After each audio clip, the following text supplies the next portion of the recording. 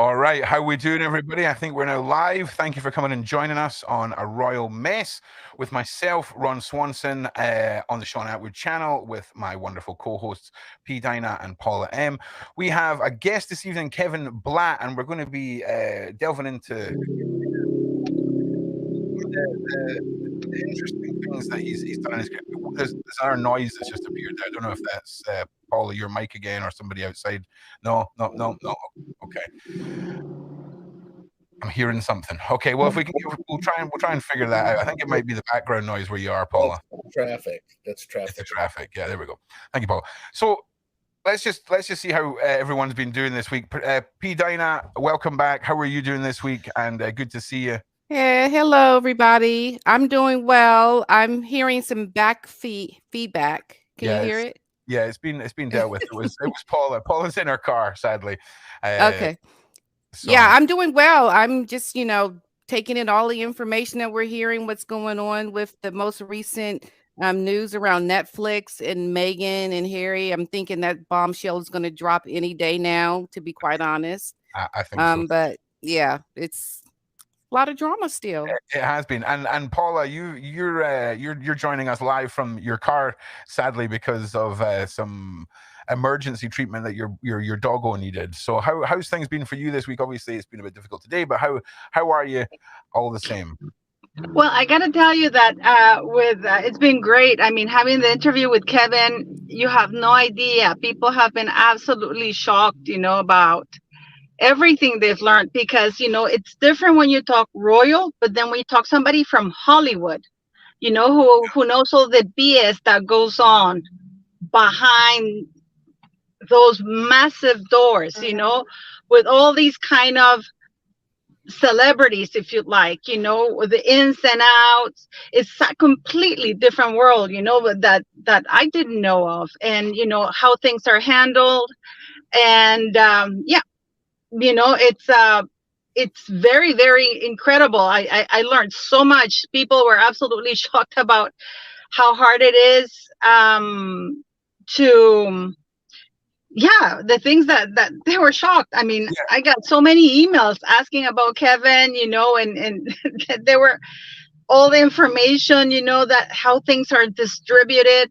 That documentary that he's going to do on August 8th, hopefully it'll be out, because a lot of people want to watch that. I was blown away by so many. I think I received over 142 emails, because everybody talks about the royal family, but they don't talk about Hollywood, especially when one of the members comes from that background, and it's kind of like, it was a very much of an eye opener, because Kevin speaks from a guy who's in the know. I don't, you know what I mean? Of course. Well, I mean, listen, I'm not a guy in the know. I just know I saw a sex tape. That's all I know. I don't know about Meghan. I know people that know her from Suits. They worked on the same set. I don't know anybody that knows Harry outside of the UK media, tabloids. I know nothing about Harry and Meghan, and I don't care. All I know, I know how Hollywood works. I know how the media works, and I know what I saw. That's basically what I could talk from. I can't really say anything other than that. Well, listen, we'll dive into that in a minute, Kevin. We want to hear a little bit about. Well, first of all, Kevin, thank you for giving up your time and coming and joining us today. Incredible profession, very, very niche market, I have to say. I've never met an individual who does what you do. And tell us exactly. I mean, there's lots of titles. You've got yourself celebrity scandal expert. There has been sex tape broker. There's been a lot of titles thrown at you. Tell us a little bit about yourself, how you got started, and obviously, once we start getting into this, people are going to realize where they know you from on, I think, a couple of occasions. So thank you very much again, Kevin, and tell us a little bit about yourself. So, I mean, I grew up in Cleveland, Ohio, very much like PDina. I'm from Ohio, got that Midwestern upbringing and work ethic. Myriad of jobs, man. I mean, if I told you how many jobs I really had, you wouldn't believe me. Okay. But I had probably close to 200 jobs in my lifetime. And that means just, even if I had a job for 2 or 3 days and I told the owner to go fuck themselves, I did a lot of different things, and I exhausted a lot of different avenues. I burnt a lot of bridges, but I knew from a very early age that I couldn't be contained and I couldn't be told what to do. I'm the worst employee in the world. And having said that, I've been trained by Fortune 100 companies like AT&T and Reynolds Aluminum. I've sold everything from urinal mitts, those things you piss on in a urinal, to pictures door to door, to radio sales, to cell phones. I've sold it all. It wasn't until I got in and I moved to San Diego from Cleveland in 1996. In 97, my brother and I were in different industries. My brother was in the alarm system business. He was selling alarm systems commercially and residentially. I was working for Howard Stern. I was selling Howard Stern radio here. And I was also moonlighting as a strip club DJ. So that's what I was doing at night, meet hot chicks and make some cash, right? So that hustler mentality. My brother had cold called a company called Website Story, and they were an internet service provider. And back then, I didn't know a mouse from a mouse pad. I'd never heard of an ISP. I only knew that there was this AOL and this CompuServe, and people were on these things called BBSs, which were like the prelude to YouTube. It was just people keeping away on these platforms. And my brother called on a company that was specializing in adult internet websites. They hosted adult websites. Okay. When my brother went to his very first convention, he called me up. He goes, "Bro, you're not going to believe this, but just about every porn star we ever jerked off to is here. This is the porn business." And I'm like, "What?" He's like, "I'm telling you, man, this is where everybody's making money. There's kids here that are 19, 20 years old, and they're making millions of dollars a month." And that's when I was like, how can I get into this business? You got to bring your brother in. And before you knew it, he had ingratiated me into the fold. And I met a bunch of these kids who were wearing backwards baseball hats and backpacks. And they had bought all the nomenclature that you could imagine for all the sex sites, from blowjob.com to sex.com to breast.com. These kids had the foresight to go out there and buy this internet real estate and develop adult content, which brings me into the fold and also makes me this public relations expert. So I had a couple things I had gone on the Howard Stern show promoting years earlier, and I became known as that adult PR guy. So that's when a guy came along and said, "Hey, I got this tape that's being shopped to our website of a girl named Paris Hilton. Have you ever heard of her?" And I'm like, "No, I can't say I have." They said, "Well, she's the heir to the Hilton fortune, and she's got a reality show coming out very soon called The Simple Life. And we believe, if we put this out, this could be a real shitstorm, just like Pam and Tommy." So I said, "What's the worst that could happen? You're going to pay me my fee, right? Because that's what a whore I am." There you go, yeah. And they said, "Yeah, what is it that you want?" I quoted out a number, and I went and met with the person that had this tape. And I brokered the deal. And the next thing you know, it was the biggest story of 2003. So here we are 20 years later celebrating the release of Paris Hilton.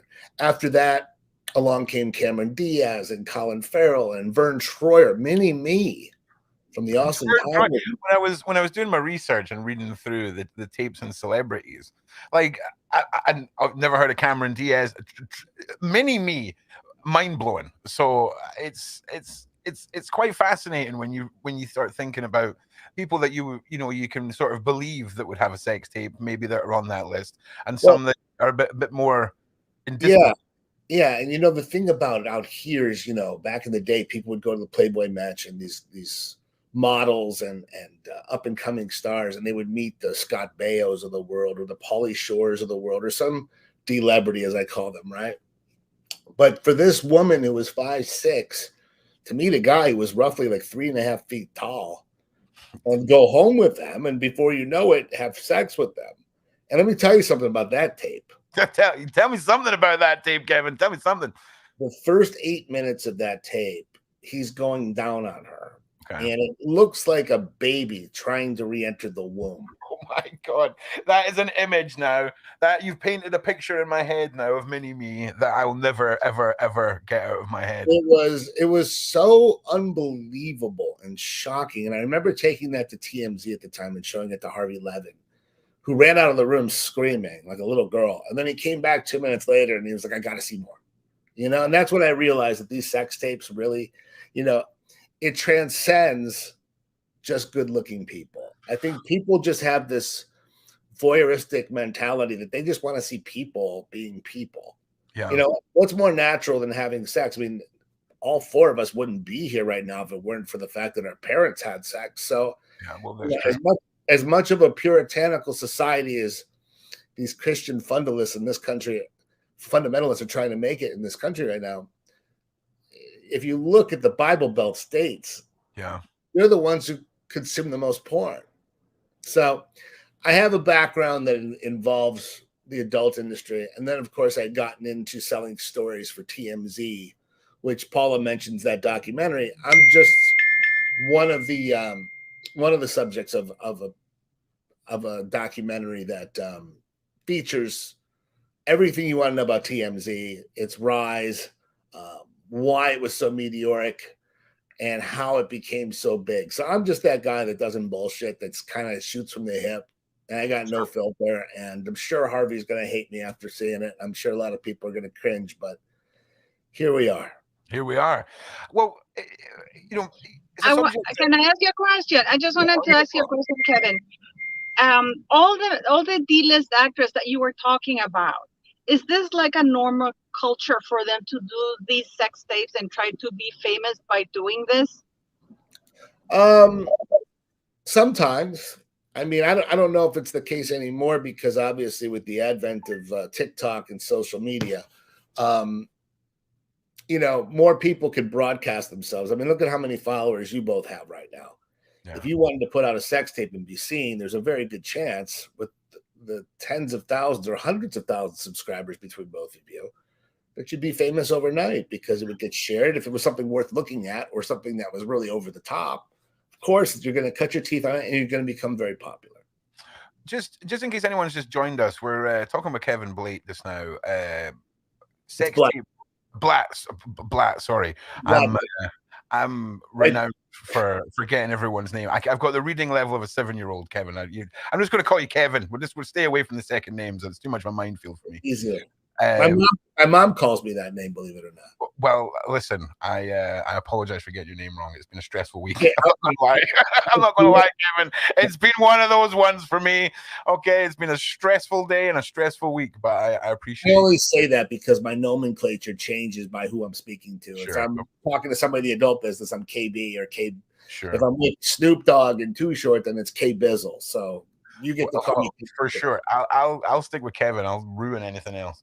So I'm pretty partial to K Bizzle. I ain't gonna lie. K Bizzle. All right, I'm with that. So again, doing my research and looking at one of the quotes, and it's interesting now, 20 years later. It was the quote from Kim Kardashian when she said, "You know, I want to be bigger than Paris." And seemingly she has achieved that, because reading about what Kim Kardashian's status was 20 years ago, it's hard to imagine a world without the Kardashians. But when you do a little bit of research, she didn't really stick out at all. She was doing something to do with fashion and all the rest of it, and then just exploded after this tape release. So following on from what Paula said, it's not so the culture now. I mean, there's websites where, you know, you can go and put that content out, monetized to whatever audience you have. Back then, it was bigger business. And do you think that is now over with? Was the Kardashian era, the tape era, the sort of final stage of being able to achieve that? Do you think? It's a great question, and I've been asked it before, and I truly believe that there'll never be another perfect storm like there was for Paris and Kim. Yeah. And more so for Kim, and I'm only going to say that because, you know, when Pam and Tommy Lee came out, and I'm talking about Pam Anderson and Tommy Lee, right? That was the first year that I was in the adult industry. Okay. And I remember being on a 14K modem that was over a phone line. And for those of you watching out there, there's no YouTube without high-speed broadband internet, right? Well, back then, to be able to view that particular sex tape, it was very choppy, and it would take a while to download.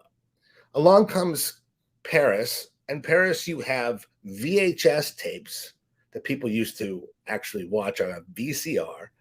Then you had the DVD that came out, and that was pretty new back then, right? So you had a jewel case. Then you got into the internet with HotelHeiress.com, which we had a part of, right?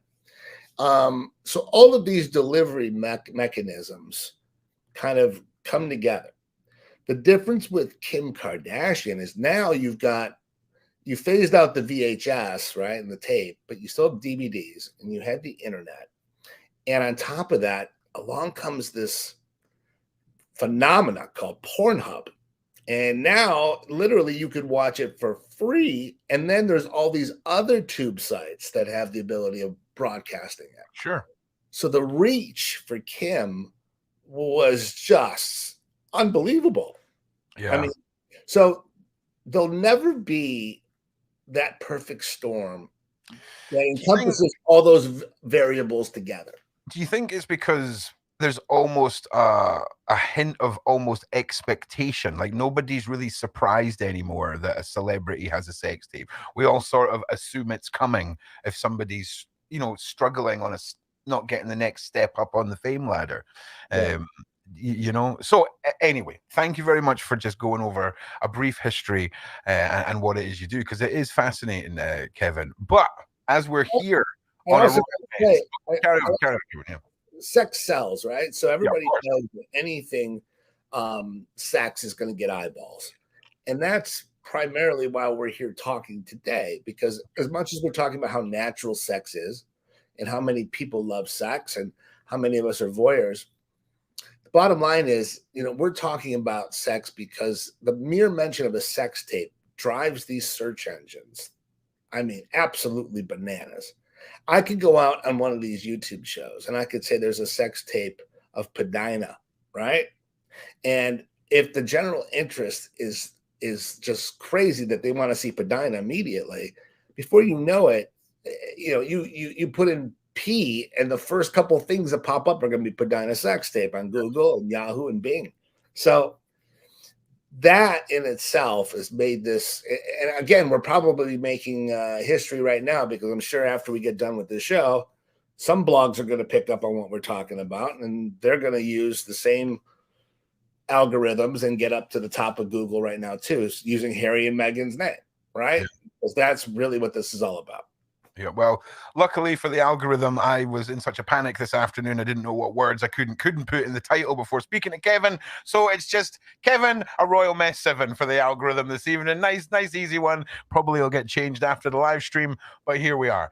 You don't want to call it Meghan Markle's pussy? Oh, I can just feel the algorithm demons closing in on us. They're closing in. I can see Shaun in an office somewhere going, "Oh God," he said it out loud. Okay. Oh shit, we would be infringing on her rights of publicity, right? Yeah. Hey, listen. All I'm saying is we're good now. Before we get into the meat here, Kevin, is there anything else you want to touch on, ladies, before we delve into that side? PDina, is there anything you want to touch on with that? Also, your crown is fabulous. Thank you. The crown this evening, and it is. I just felt like it today. It hits me sometimes. Thank you. But I wanted to say that I think now people are going to have to get back to being talented and having something to offer, because this is just what you say. 5 minutes of fame for people. Well, actually, it's lasted a long time for Kim Kardashian, but I just don't think this is going to be the way of people having a future or a career. It's going to fade out. It's not going to be how people, you know, get their name out there in a way that's popular. I would like to agree with you, and I would wish and hope that we could go back to those days. Yeah. But I just watched somebody on my Instagram who has over 1 million views, and this guy stands in grocery stores with a fake farting button called the pooter. I know what you're talking about. All he does is get capture reactions of the people standing behind him as he farts. Yeah. And I don't know if we're ever going to not find that funny or not share that to millions of people. And unfortunately, that guy's living in a bigger house than I am right now. So he's doing something right and I'm doing something wrong. It's interesting. And also on TikTok, people watching people eat. I literally, all they do is sit there and eat and stuff their faces. And I actually saw live. He had over 434,000 people watching him eat dim sum for almost 40 minutes. it's crazy what we'll consume. My guilty pleasure is a thing called Hamster Gym on TikTok, which is just a bunch of hamsters running about on wheels being filmed for the internet. Why is it so captivating? I don't have a fucking clue. I think are they Richard Gere's hamsters? They are not Richard Gere's. Okay, that is a tape no one wants released, Kevin. All right, keep that in the vault away. Allegedly. Okay. Google, allegedly. The old format, what you were saying there, PDina, about people needing talent and all the rest of it. I think the kickstart that the tape used to give people, the how slow it would take for someone to get Pamela's tape, right, or for Paris's tape, the myth, the legend, all of that is gone because of the instant gratification of YouTube. Whereas it would kickstart a career back then. Now I've seen gamers and streamers who've built up a fan base on Twitch, shifted it over to the website, the OF website that we don't like to say the name of because the algorithm hates it. And then they make 6-7 figures a month. It's mad how that paradigm has shifted simply because of how media is delivered and consumed. So yeah, all right. So Kevin, let's dive into. Let's clear away any worry of conspiracy. We're just talking about your own interactions with the reality of Meghan Markle possibly having her own tape. So tell us about how that all came about, Kevin. How did this come into your life? 5 years ago, somebody had hit me up over Skype. Being the celebrity sex tape broker, people Google celebrity sex tapes, and then my stupid face pops up. Okay. And this woman was like, "Hey, do you have the ability to get on a private line and discuss a tape with me?" And I said, "Sure. You want to go on Signal, Telegram, WhatsApp?" And she's like, "Yeah, let's do a WhatsApp." So did we lose Ron? No, Rod's still here. Ron's hitting a joint right now. No, he was smoking his cigarette. Okay. It's a cigarette. I don't like to smoke on camera. I'm gonna smoke my cigarette too if it's okay. You smoke your cigarette too, Kevin. It's Saturday. I don't like the thought of people having to look at me while I'm doing that. So, carry on. So anyway, she hit me up and she's like, "I want to discuss this," and she was being very discreet.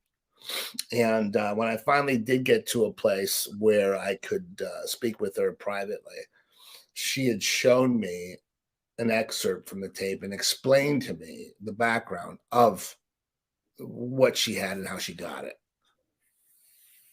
And was that a convincing story? Like how? I mean, you must be able to sniff out, the bullshit. You must get a contact. I mean, there must be chancers that turn up at your door with an edited, flipped sex scene from a movie, being like, "I've got this. I mean, I imagine that's something, right? Well, here's the thing. Many years ago, I got sued by a woman by the name of Rosalind Papa. She was one of the first bachelorettes on the show The Bachelor. Okay. The guy came to me and told me that he had a sex tape of her. And he gave me this elaborate story that it was the first time she'd ever been with an African-American man. She lived in Virginia, and she had a curiosity what it would be like with the guy who had such a large member, yeah. Taking it easy today. So anyway, this was such an elaborate story that I believed most of it. And when I saw the video, I went, "Oh my God, that's definitely got to be her." But in the adult business, we had something called USC 2257, which is a law that states if you're going to commercially show two people having sex or depict nudity, you have to show two forms of identification. Correct. So I didn't have that. And when I told the people at TMZ, "Look, man, I was shot the tape, allegedly, of Rosalind Papa, although I cannot 100% confirm it's her because I don't have that paperwork. You take a look at it, you tell me what you think." And about 24 hours later, they put out a story on TMZ that Kevin Blatt says this is Rosalind Papa. Well, that ended up getting me sued. And the reason why I got sued was there's a porn star named Lexington Steele. And Lexington Steele, by the way, has a member that's about the size of my arm. Okay. He went to the Czech Republic and he filmed a series over there. And one of the white girls he was with over there was this woman who was a lookalike. Okay. So it really was not this Rosalind Papa. And I got sued. Pornhub got sued. A company called Sugar DVD got sued. No, it wasn't Sugar DVD. I think Pornhub and I both got sued. Okay. So long story short, because of that, I have to vet people very carefully. Of course, and when I vetted this woman, she had told me the story that she was dating a photographer. Dating's probably a loose term. She was sleeping with the photographer behind her husband's back. And this guy was some whacked out photographer who was high on coke all the time. And he lived in Florida, South Beach. And he, for whatever reason, when they started courting or going back and forth and talking, sent her this video that he had of allegedly Meghan Markle and him. And in it, there's a sex act that's completely filthy. And I'm like, whoa, why would he send you this video? And she said he was out of his mind on drugs and he wanted to impress me to show me how big his thing was. Right. Okay. But then she said he told me that I had to delete this immediately because he swore to Meghan that he had deleted his copy. Okay. And why this woman would have held on to this video for, I think it was either 8 or 10 years is what she told me. It was a long time. I have no idea because she wasn't that big of a star. Again, Paula and I discussed this yesterday. When people talk about A-listers in Hollywood, Meghan Markle wouldn't have even scratched the surface of a D-lister. You know what I mean? She's just another woman who, very much like on these shows, his background. She wasn't a leading star. So again, I didn't really know her or know of her that well. She had approached me and said that there was this princess. She was going to be a princess. She was marrying a prince and she was going to be a princess. And that's how she shopped it to me. So that's what started the ball dealings with her. I had her contact the lawyer that I was dealing with at the time. The lawyer found her to be extremely credible, as well as when I looked into her, I had a neighbor who was from Toronto who knew this woman. She had invested in one of his films here.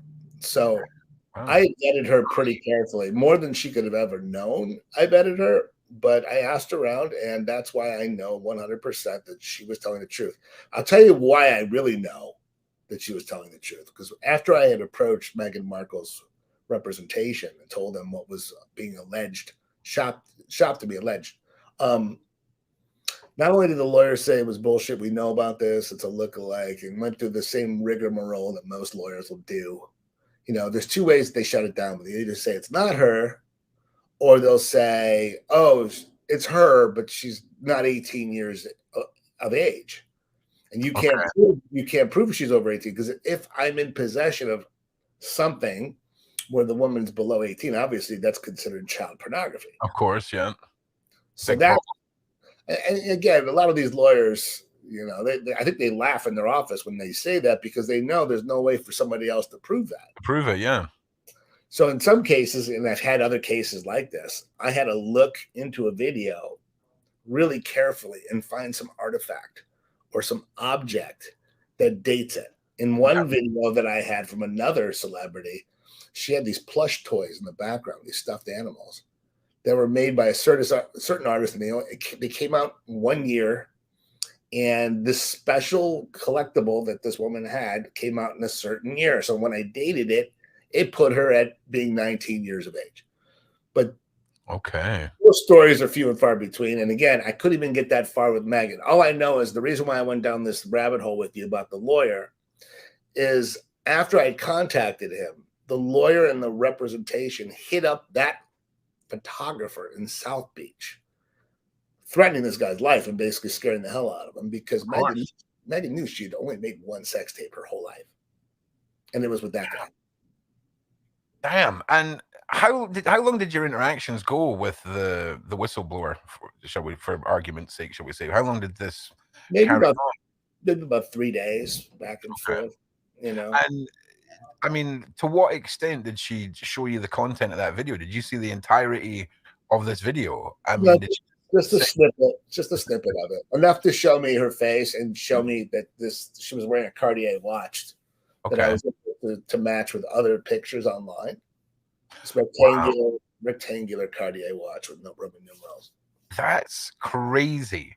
And I mean, again, this is a royal mess. So the fact that it's Meghan Markle it's going to blow a lot of people's minds. I'd certainly never heard of any of this story until the last couple of days, and I never really let it out. I mentioned it on a podcast, I think 4 years ago, on Your Mom's House with Tom Segura, and Kristen Pajitsky, and I was on there with Too Short, my buddy, who's a rapper here, very famous rapper. And I told the story, and even Too Short at the time when I showed it to him didn't believe me, but Short is also seen me and seen tapes. I showed him lots of stuff I got. I showed him stuff with Justin Bieber being racist and singing a racist song, which later came out. I show him sex tapes all the time, and he knows that I get this kind of stuff, but he didn't believe it when I showed him. Look, a lot of times when you take a picture or a still from something, it doesn't look like the person that you think it is. I mean, Speaking to that, can I just say something? There is a video that is going around that's people are saying that it's her, but it's not. You can tell it's a girl that looks very similar to her. Correct. So what you're saying is, and what people should be clear on is that this is not what you're talking about, that video. You're talking about something completely different that you feel is 100% her based on you looking at her and looking at the video, right? And based on the story and based upon the fact that this lawyer called the photographer, she knew she'd only shot one sex tape her whole life, and she was under the impression that was destroyed years ago. Okay. Oh, we've lost Paula. She'll jump back in. Yeah, I mean, I think a lot of people's minds are going to be blown, but again, it is important. Why would they be blown? I mean, she's not red of white. Well, that's the thing. In this world of royalty and the market that we're in, this is huge because she is very popular. She's extremely popular in the royal world. And it says a lot about the monarchy in Great Britain that, their prince married such a woman that has something out there that hasn't been scrubbed by the MI6. It's not out there, though, Patricia. PDina, that's the thing. Not out there, but exists. There'll be a flash drive buried deep in a hole in this woman's garden. That's where it will be. You're talking about the same prince that dressed as a Nazi for Halloween? Unfortunately, that guy. That guy, exactly. He's just as bad. I just wanted to bring a point here. People, I have been, don't talk about the sex tape. That's very unseemly. And then I'm thinking, wait a minute. It's unseemly that she did a sex tape and that it's out there, but they don't call her out for things that she's doing. I mean, the actions are more unseemly than the actual sex tape. I mean, people are such, I find them to be hypocrites because they're the first one to watch. That's true. But I can guarantee you, Kevin, that if you say, I have the tape, I'm going to release it immediately. If you start your YouTube channel, you will get like millions of subscribers. That's how hypocritical people are. And that's why it bothers me when they call me out or when I speak out and I say something, because you have a product and clearly if there wasn't a market for it, there wouldn't be. But as you say, if we were to do this right now, it will be in the search at the top of the search engine. Yeah. And I wouldn't do it because I don't need that type of attention. Listen, I said something on your show yesterday about Donald Trump followers and these people that drink the Kool-Aid. They have no idea what a scumbag this guy is. He got convicted, by the way, of allegedly of raping that woman in a department store. And I know for a fact there were other girls. Stormy Daniels came to me originally, and Stormy Daniels originally retained my lawyer partner that I put together with the Meghan Markle woman. So I'm very much in the inside of what goes on with stuff. And people want to sit here telling me, oh, you're delusional and Biden's the one that needs to be this or Biden. No, you're delusional because you watched a reality show and believed everything you saw on it. Just like, ooh, what's that family's name on Hulu again? Oh, the Kardashians, right?